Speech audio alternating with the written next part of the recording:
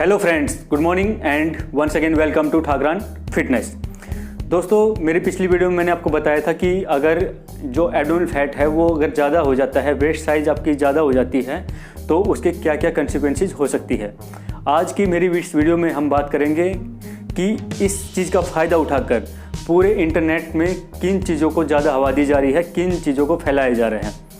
आप जैसे ही सर्च करेंगे कि बेली फैट कैसे कम करें, तो वहाँ पे आपको बहुत सारे वीडियोज आ जाएंगे जिसमें जो इस टाइप के होंगे कि 5 मिनट के अंदर सिर्फ ये वर्कआउट करने से आपका बेली फैट गारंटी से कम हो जाएगा, या फिर बिना डाइट के आसान तरीके से 7 दिनों में पेट की चर्बी कैसे घटाएं। इस तरह की वीडियो की भरमार आपके सामने आ जाती है।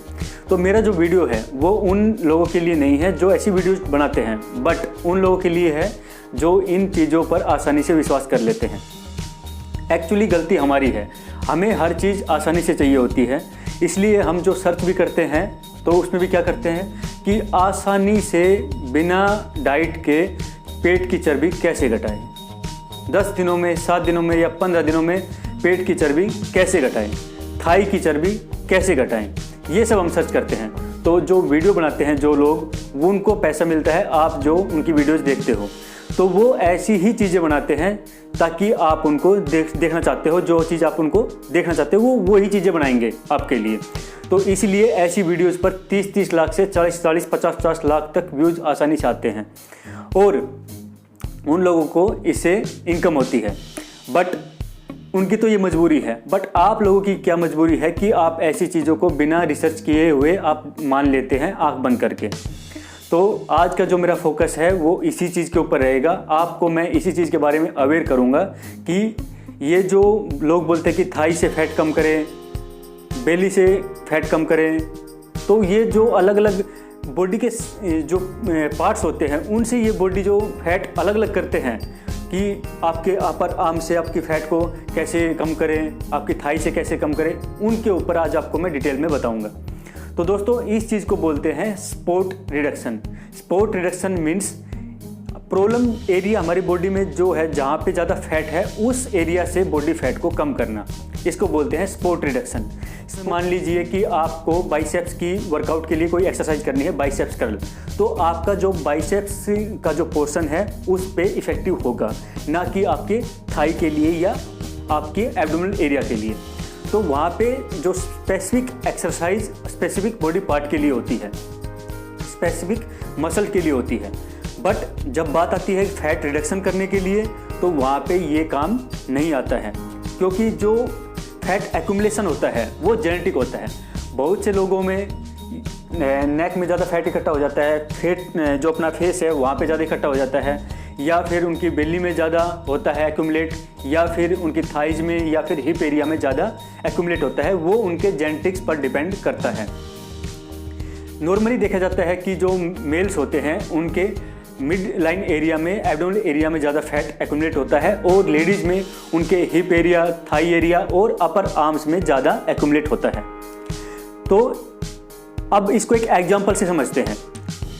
आपको फील होने लगा है कि आपकी जो बेली एरिया है वहाँ पे ज़्यादा फैट एक्यूमुलेट हो गई है, बट आपका जो फैट एक्यूमुलेशन था वो सबसे पहले जब आप फैटी होने लगे थे, तो सबसे पहले आपका जो बेली था वहाँ पे आपका फैट एक्यूमुलेट हुआ था, उसके बाद आपका फेस पे, उसके बाद आपके आर्म्स में, फिर थाई पे, फिर हिप पे।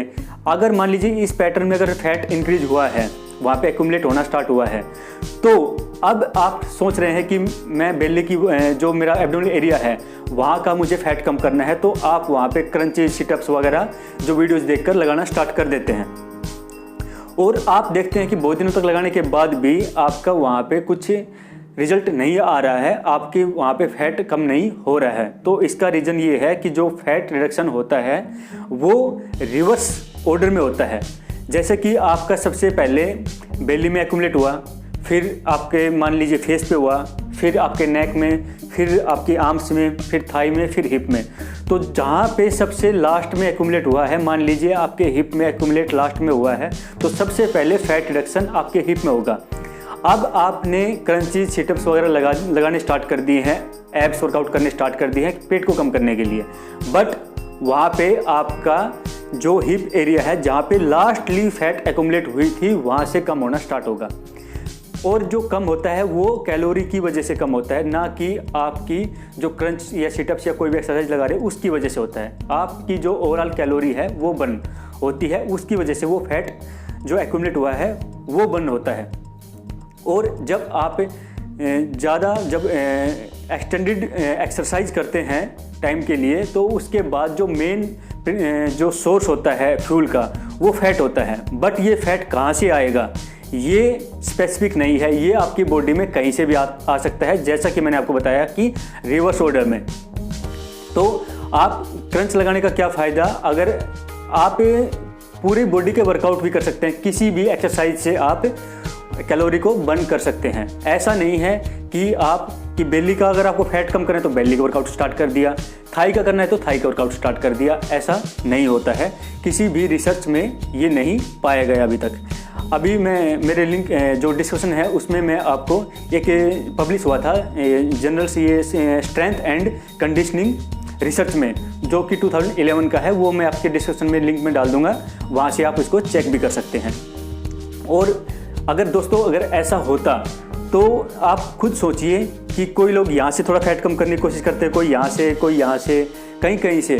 बट ये बहुत सारी चीज़ों पर डिपेंड करता है, जैसे कि सबसे पहले आपकी डाइट के ऊपर, फिर आपकी स्ट्रेंथ ट्रेनिंग और कार्डियो के ऊपर। आपको ओवरऑल कैलोरी बर्न करनी होती है और उस स्पेसिफिक पार्ट की मसल्स के साथ भी। अब जैसे कि आपकी डाइट का तो इसमें 80-90% रोल तो आपका डाइट का ही होता है। आप ग्रीन लीफी वेजिटेबल्स आप कंज्यूम करेंगे तो मेन तो रोल उसी का ही रहता है। आप जैसे अगर बेली से कम करना है तो अपनी जो एब्डोमिनल एरिया होता है उसके अंदर भी काफ़ी मसल्स होती हैं, तो वो भी एक मसल ही है। जैसे आपकी बाइसेप्स मसल है, ट्राइसेप्स मसल है, वो भी एक मसल है, उसको तो आपको वीक में ट्रेन करना ही है। तो आपका एक वो मसल पार्ट है, वो अलग चीज़ है। उसके साथ आपको जो ओवरऑल कैलोरी बर्न करनी है वो आप अपने कार्डियो से बर्न करेंगे, और इसके साथ साथ आप क्लियर आप डाइट लेंगे, तो उससे आपका जो फैट एक्यूमुलेशन है वो ज़्यादा नहीं होगा और आप डेफिशिएंट कैलोरी में जाएंगे। मैंने इसके बारे में डिटेल वीडियो ऑलरेडी बना चुका हूँ, आप आई बटन पर भी क्लिक करके देख सकते हैं और डिस्क्रिप्शन में भी देख सकते हैं। अगर मैं आई बटन में वीडियो को डालना भूल जाता हूँ तो आप डिस्क्रिप्शन में जाकर भी देख सकते हैं। तो दोस्तों, आपको समझ में आया कि कोई भी जो फैट कम करना होता है किसी बॉडी के पार्ट से, वो स्पोर्ट रिडक्शन कहलाता है और वो पॉसिबल नहीं होता है। इंस्टेड आपको ओवरऑल कैलोरी डेफिशिएंट में जाना पड़ेगा, क्लीन डाइट लेनी पड़ेगी, तभी ये पॉसिबल है।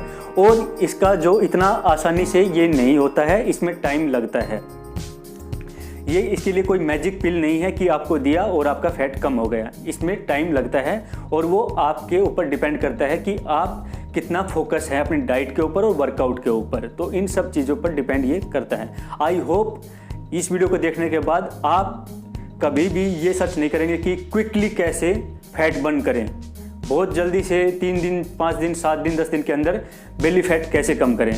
और दुनिया भर की जो आप मेडिसिन्स लेते हैं जो कम करने के लिए, या फिर सिर्फ वर्कआउट से कम करने की कोशिश कर रहे हैं, या फिर 10 मिनट के वर्कआउट से कम करने की कोशिश कर रहे हैं, तो वो आप नहीं करेंगे। तो दोस्तों, थैंक यू और मिलते हैं ऐसी ही नई वीडियो में। तब तक के लिए थैंक यू एंड जय हिंद।